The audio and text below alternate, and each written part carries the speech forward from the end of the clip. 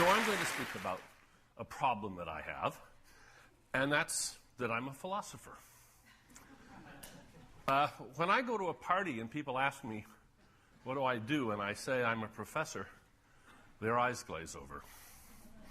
When I go to an academic cocktail party, and there's all the professors around, they ask me what field I'm in, and I say philosophy, their eyes glaze over.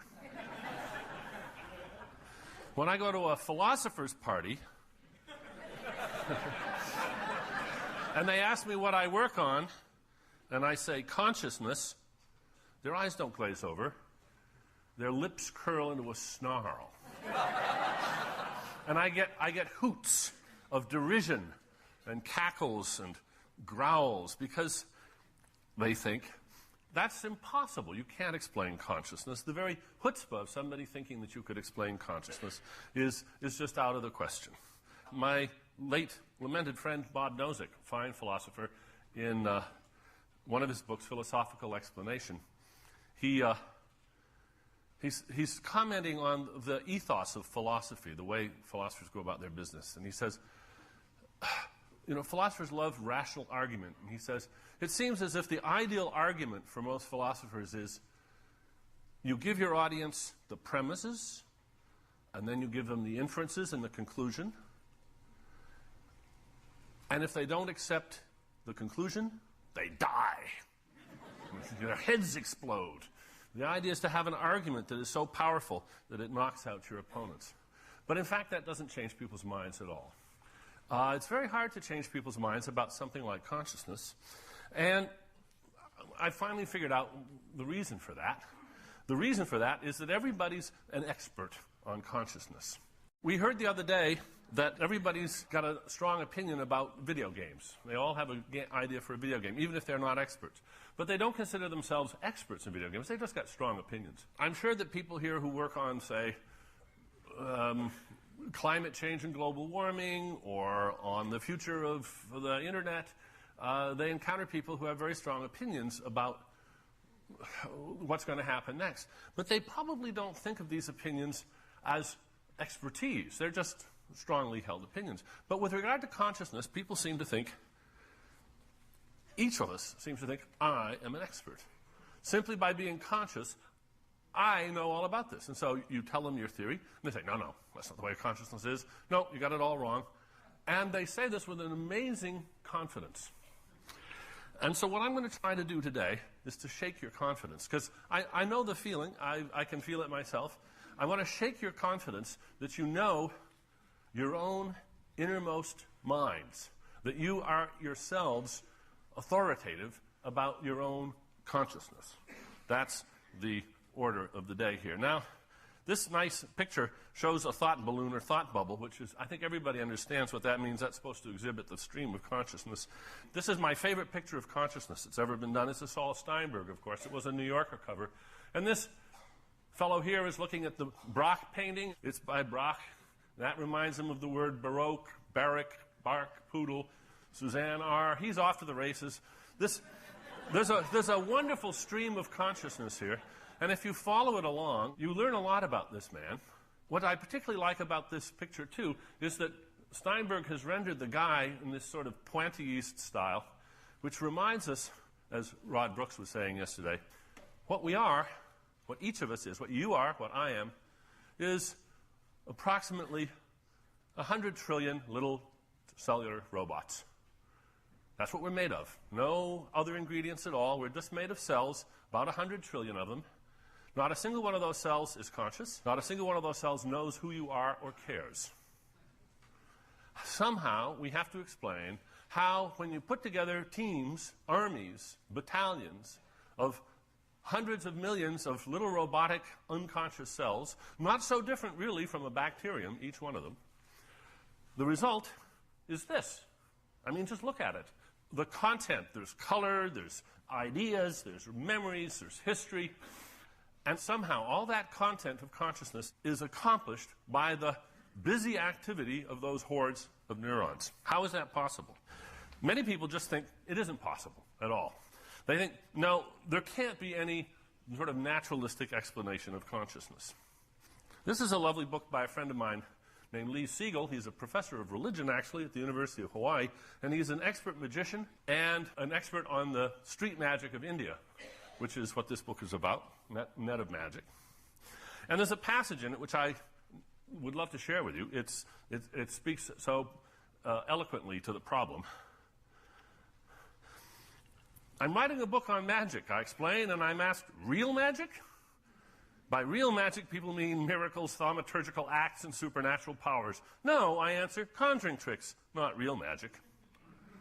Real magic, in other words, refers to the magic that's not real, while the magic that's real, that can actually be done, is not real magic.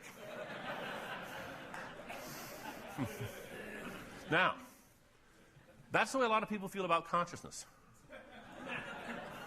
Real consciousness is not a bag of tricks. If you can explain this as a bag of tricks, then it's not real consciousness, whatever it is. And since, as Marvin said, and as other people have said, consciousness is a bag of tricks, this means that a lot of people are just left completely dissatisfied and incredulous when I attempt to explain consciousness. So this is the problem, and so I have to sort of I have to do a little bit of the sort of work that a lot of you won't like, for the same reason that you don't like to see a magic trick explained to you. How many of you here, if some smart aleck starts telling you how a particular magic trick is done, you sort of want to block your ears. You say, no, I don't want to know.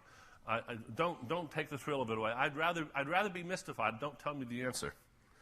A lot of people feel that way about consciousness, I've discovered. And I'm sorry if I impose some clarity, some understanding on you. You better leave now if you don't want to know some of these tricks. But I'm not going to explain it all to you. I'm going to do what philosophers do. Here's how a philosopher explains the sawing the lady in half trick. You know the sawing the lady in half trick? The philosopher says, I'm going to explain to you how that's done. You see, the magician doesn't really saw the lady in half. He merely makes you think that he does. And you say, yeah, and how does he do that? He says, oh, that's not my department, I'm sorry.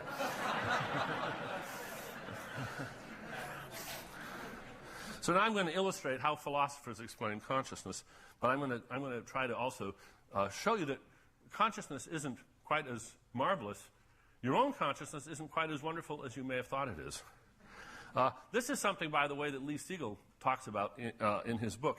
He marvels at how he'll do a magic show, and afterwards people will swear they saw him do X, Y, and Z.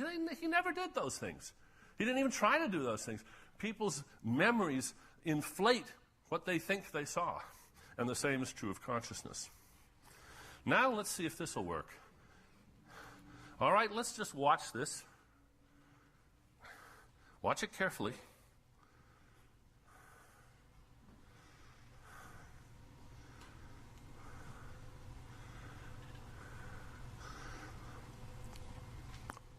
I'm working with a young computer animator, documentarian named Nick Deemer, and this is a little demo that he's done for me. Part of a larger project some of you may be interested in. We're looking for a backer. It's a feature-length documentary on consciousness. Okay, now you all saw what changed, right? How many of you noticed that every one of those squares changed color? Every one. I'll just show you by running it again. Even when you know that they're all going to change color, it's very hard to notice. You have to really concentrate to pick up any of the changes at all. Now, this is an example, one of many, of a phenomenon that's now being studied quite a bit. It's one that I predicted in the last page or two of my book, 1991 book, Consciousness Explained, where I said if you did experiments of this sort, you'd find that people were unable to pick up really large changes. I'll show you, if there's time at the end, I'll show you a much more dramatic case. Now, how can it be that there's all those changes going on and that we're not aware of them? Well, earlier today, Jeff Hawkins mentioned the way your eye saccades, the way your eye moves around 3 or 4 times a second. He didn't mention the speed. Your eye is constantly in motion, moving around, looking at eyes, nose, elbows, looking at interesting things in the world. And where your eye isn't looking, you're remarkably impoverished in your vision. That's because the foveal part of your eye, which is the high-resolution part, is only about the size of your thumbnail held at arm's length. That's the detailed part. All the rest of your vision, it doesn't seem that way, does it? It doesn't seem that way, but that's the way it is. You're getting in a lot less information than you think. Here's a completely different effect. This is a painting by Bellotto. It's in the museum in North Carolina. Bellotto was a student of Canaletto's. And I love paintings like that. The painting is actually about as big as it is right here. And I love